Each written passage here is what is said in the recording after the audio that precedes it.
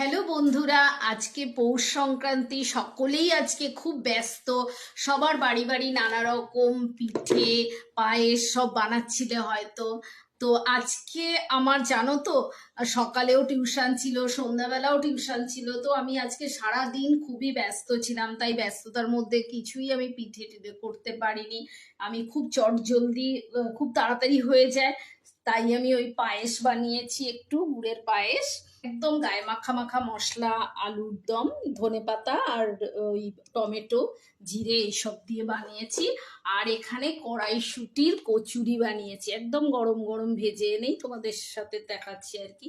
তো কড়াইশুঁটির কচুরিটা জানো তো বন্ধুরা, আমি ডিপ ফ্রাই করিনি, কারণ ডিপ ফ্রাই খেতে না পারি না, একদম কিরকম একটা শরীরটা খারাপ লাগে। তাই তোমরা বাড়িতে যদি অয়েল ব্রাশ করে খাও, আমার মনে হয় আমার মতো সকলেরই ভালো লাগে।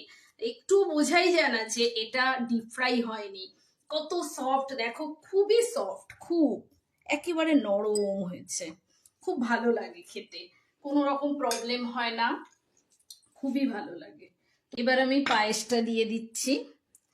তোমাদের এই আইটেমগুলো কার কার ভালো লাগে অবশ্যই কিন্তু কমেন্ট বক্সে জানাবে, আমি দেখবো কিন্তু।